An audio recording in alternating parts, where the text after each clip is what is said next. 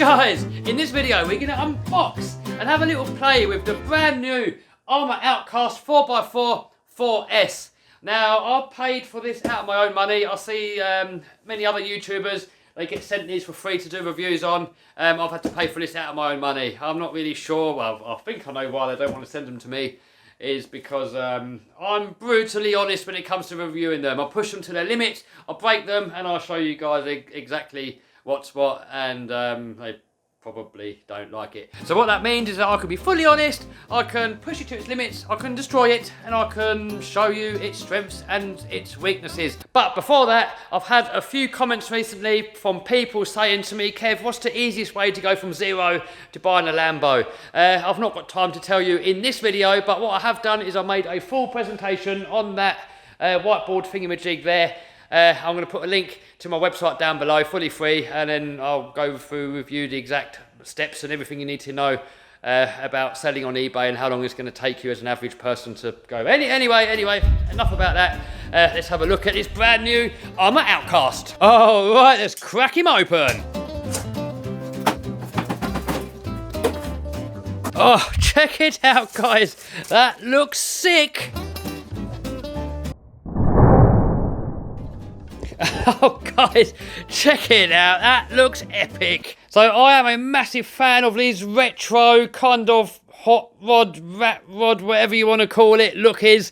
But in my opinion, they are some of the nicest looking RC cars out there. I've also ordered the Arrma Infurious in whatever it's called, a new 80 mile an hour on-road thingy-majig. I've just ordered one of those, and I think that looks epic too, and I can't wait to get my hands on it. So this here is my Arrma Notorious 6S. This is a 1/8 scale truck.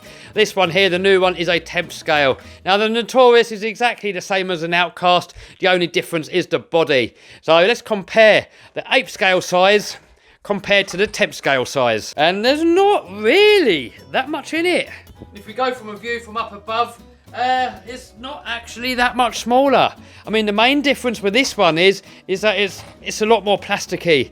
And I've seen a lot of people, they've often criticised when things have got plastic chassis, but often a plastic chassis is better because a plastic chassis can flex, meaning when you crash it can flex and then kind of flex back into shape. With a metal chassis, once they're bent, they stay bent. And you know, a lot of people, they say the X-Max is crap because it's got a plastic chassis, but I've had the X-Maxes now for 3 years and only broken 2 chassis. The Arrma Creighton, for example, I think I bent the chassis on its second outing, and the same on this Notorious. Second outing, chassis was bent. So I'm expecting this plastic chassis to hopefully survive a lot longer. But anyway, enough waffling, let's get the body off and have a little look inside. So I'll tell you what's pretty cool is that they put these body clips on these little tethers here so you don't lose the clips. Now sometimes these do rip out of here and pull out. Oh, check it out, guys. So looking at it, everything is very plasticky. We've got plastic shocks, plastic drive shafts, we've got a plastic centre shaft. Pretty much the whole thing is plastic.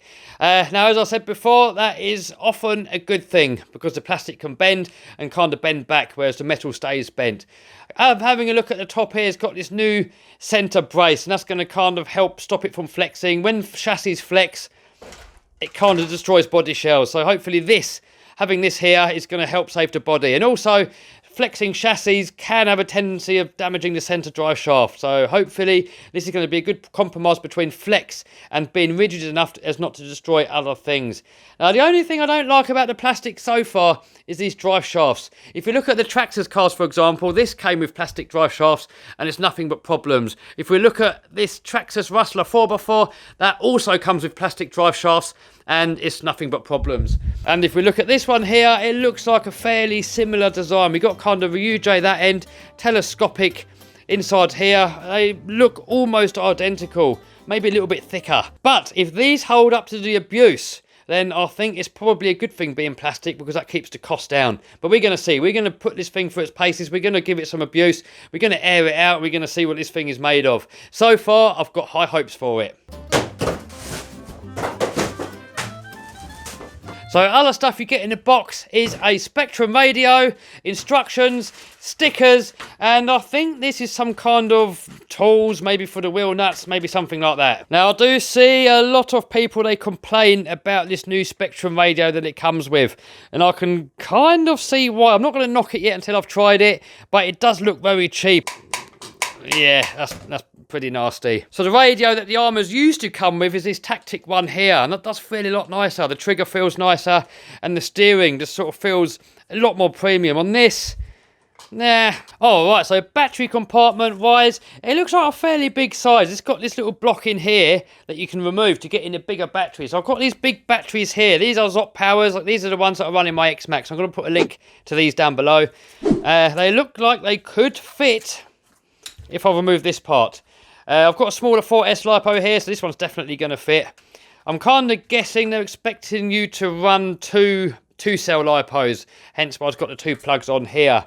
So that I would say is the standard size LiPos here, so that sort of fits in there perfectly, but you're going to have to be careful where the wires exit.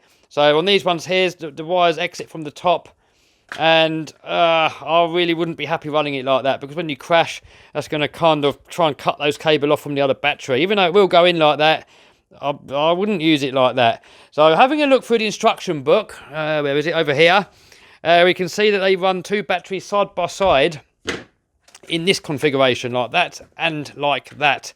So that is probably how it's meant to be. But unless I'm missing the point somewhere, I think you're going to have to get some batteries where these cables exit out of the rear, because otherwise that's just going to end up crushing cables. And it does go in like that, but if you're going to have a crash, that battery is going to try and go forward like that, and it's going to cut these cables off. Or maybe you could put some sort of a spacer in here. I don't know, I'm not really fully sure. But anyway, that's that. I'm probably going to take this spacer out and see if I can run it on my X-Max batteries. And to take that spacer out, it's just one screw underneath here. Where's that out? Well, I'll do it by hand when you got electricity. Alright, will it fit? Oh, it's a squeeze. I don't want to damage the balance plugs. I've got to be careful of that. But, oh, she's in. She's in, boys. Look at that, perfect fit. So I'm going to put a link to these batteries down below. These are dirt cheap. And so far, I've had good results with them. I've had a couple of people say they've had them puff up, but I've been running these for a few months now. Pat's been running these, and we've had no problems whatsoever. They are dirt cheap, but as with any LiPo, obviously, there can be bad ones in the bunch. Even I've had expensive LiPos. I've had Gens Ace LiPos puff up. I've seen Traxxas LiPos puff up. So, you know, any LiPo can puff up if you don't use them right, and even some of them might just be faulty from new. So far, from my experience, these have been working absolutely perfectly. And then the battery is holding with these Velcro straps. So I'm not really a massive fan of these Velcro straps. They're a bit fiddly. Every time it comes to changing the batteries, you got to kind of fiddle around, and you got to mess about with these Velcro straps. So one good thing with the Velcro is that once they're in, they're less likely to fall out. But then if you look at the Traxxas system, it is a lot easier to get the batteries in, but they can sometimes come unclipped. So there's kind of pros and cons to both ways. I'm trying to do this one-handed here for you guys. I don't know why, because I've got a damn tripod. Oh, look at that, we're in. So I can't see myself running this on 2 batteries really, so I'm going to cut these 2 off, and I'm going to solder on a XT90. Bye-bye warranty. It's a bit of a shame really, because like the Arrma Notorious, that came with the XT90s already on there. But I think nowadays they put their own little connector things on there. These EC5, 6, whatever they're called, which is no big deal. I wouldn't say one's better than the other. I kind of prefer the XT90s because they're easy to solder on. With these connectors here, you got to mess about and put the bullets on first, and I mean, if the solder sprues out, then it's just a headache. I've had these before in a helicopter, and I was pulling my hair out trying to solder the damn things on. XT90s, so much easier, but once you've got them on, then I guess it doesn't really matter. They're both equally as good. Bye warranty.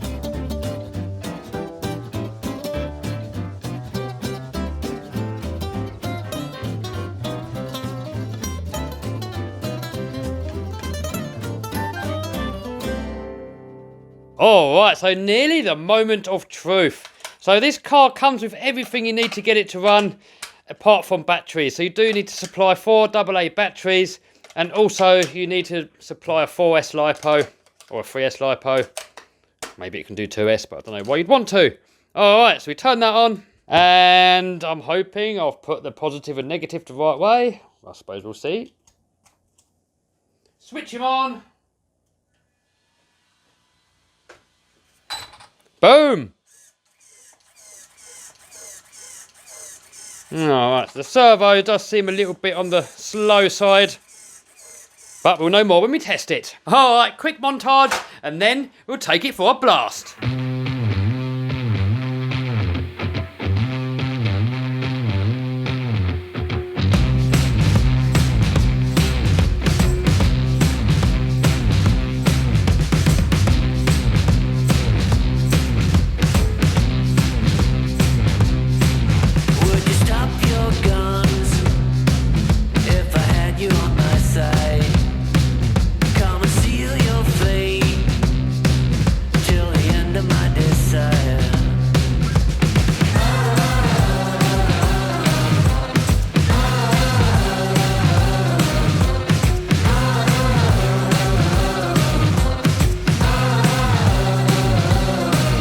Oh guys, I just cannot get over how epic this thing looks. Alright, so before we run it, let's just rev it up and see how big these tyres balloon, and let's put a silly face for a clickbait thumbnail.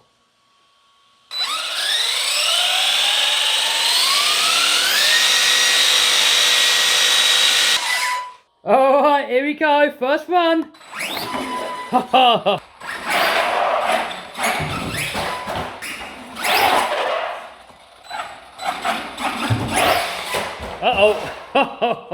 Oh, guys, we're running out of room in here. Let's get outside. Oh. Steering does seem a little bit on the loose side. I think it could definitely do a better servo. Oh, no, new body. Oh, baby. Definitely needs that wheelie bar. Oh, let's give it a little speed run. Oh my good. Jesus, that is fast. It just wants to wheelie at any speed. Oh, there comes a car.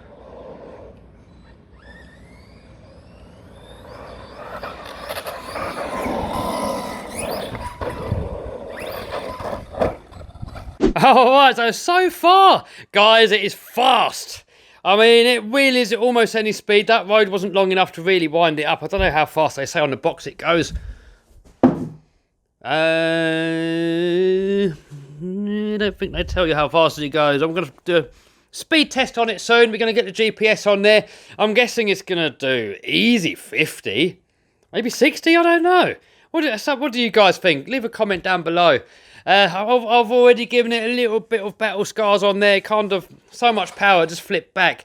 So far, by using it, the only downside so far, it feels a little bit like the steering slow, and when you accelerate, it doesn't kind of accelerate straight away. There seems to be almost like a delay. I don't know if that's the right word. So I'm going to have to go into the ESC settings, and I want to see if I can turn the punch up, maybe give it a bit more brakes as well. And I think it's definitely going to need a better steering servo. It's definitely a little bit on the slow side. But these are a budget truck. These are not really that expensive. So for somebody first starting out in RC, this could be the perfect RC. But we're going to know more in future when we take it out and give it some abuse. I say abuse, just take it out for a bashing and have some fun with it. So far, guys, I'm super happy with it. A couple of little modifications to make it a little bit better will be on the horizon soon. And we're going to be taking it to all the usual places, a skate park, BMX track. We're going to air the thing out and send it to the moon. So you're going to stay tuned to see how well it holds up. I'm expecting it to do pretty well. So guys, if you like the video, give us a thumbs up, subscribe, smash the bell button so notified, browse the channel and check out some of the other videos.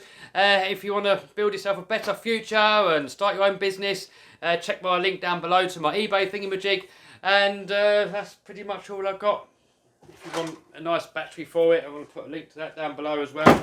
That's it. See you soon. Bye. Bye.